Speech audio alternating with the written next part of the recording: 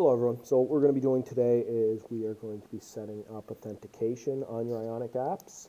Now what we're going to be using for this on the API side is we're going to be using Node and Passport. Now we're just going to be using the local login functionality of Passport because Facebook and Twitter currently are not in the scope of this video. So just a little bit before we begin, in this project I'm going to be using code from the following two repos. The first one is robmyers82/todo app passport. That's going to serve as our API for this project. And robmyers82/todo app Ionic. That's going to house our Ionic app for us.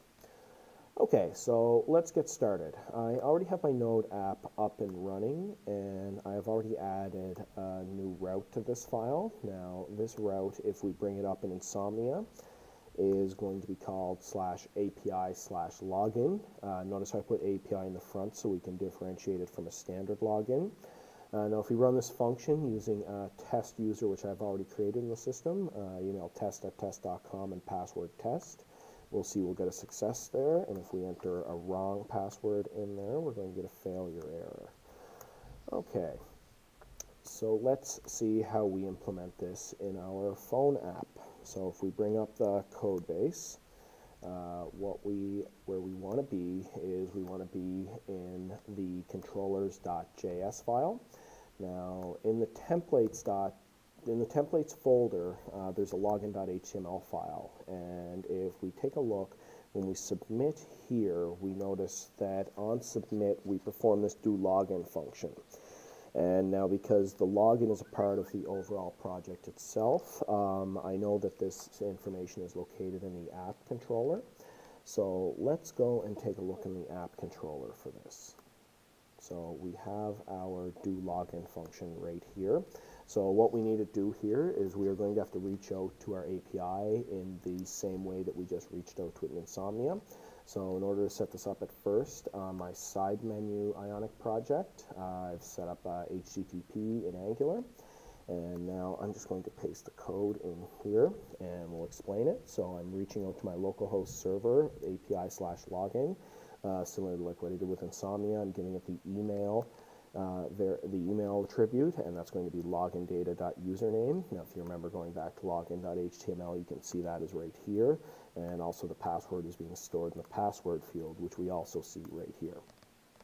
So now upon completion of this call, if we receive back a login status of success, what it's going to do is it's going to give us a message and say we logged in with the user ID, and if there's an error, it's just going to send us back the message. So for the purposes of this project, that's actually all the code that we have to write. So what I want to do now is I want to rebuild the project.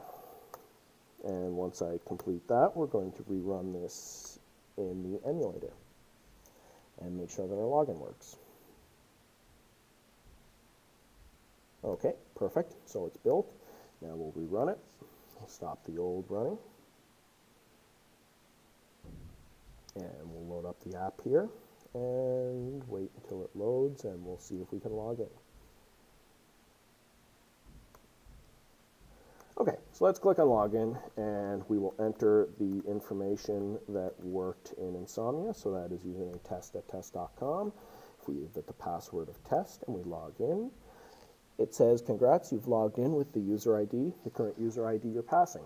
So what if we give it a wrong password? So we get an undefined error, which means we're not sending back an error. But if you want, you can find a way to actually handle this yourself so that you know, based on a specific error message, if